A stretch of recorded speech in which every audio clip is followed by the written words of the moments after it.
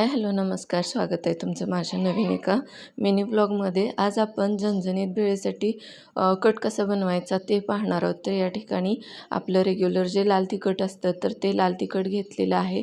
सुहानाचा मटण मसाला घ्यायचा आहे, त्याचबरोबर अद्रक लसूणची इथं पेस्ट घेतलेली आहे, म्हणजेच ते घरातच बारीक केलेलं आहे। तर या ठिकाणी एका तडका पॅनमध्ये छान अगदी 4 टेबलस्पून इतपत तेल घेतलेलं आहे। तेल चांगलं गरम होऊ द्यायचं आहे।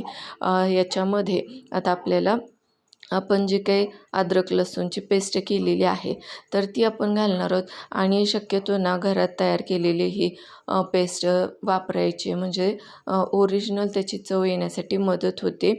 तर बघू शकता इथं मी आपले ही अद्रक लसूणची पेस्ट घातलेली आहे आणि ती छान अशी लालसर होईपर्यंत आपल्याला त्या तेलामध्ये फ्राय करून घ्यायची आहे।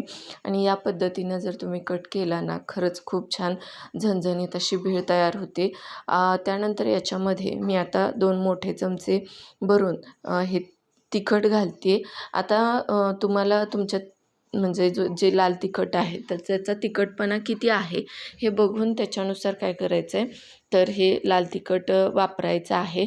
आणि त्याचबरोबर 1 चमचा मी या ठिकाणी मटण मसाला घातलेला आहे। सुहानाचाच वापरा शक्यतो, कारण चव छान येण्यासाठी मदत होते।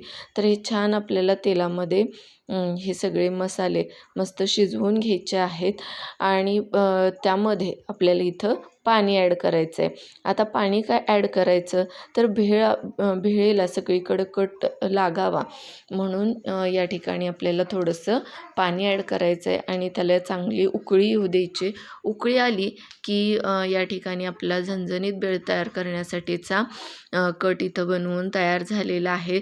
हा कट चांगला म्हणजे थंड होऊ द्यायचा आणि फ्रीजमध्ये तो छान 8 ते 10 दिवस टिकतो देखील। आणि इथं बघू शकताय कलर आपल्या या कटाला किती छान आलेला आहे आणि दाटसरपणा पण आहे। तुम्हाला हवं असेल तर अजून तुम्ही पातळ करू शकता। नंतर अशाच नवीन व्हिडिओसह भेटूयात, तोपर्यंत बाय।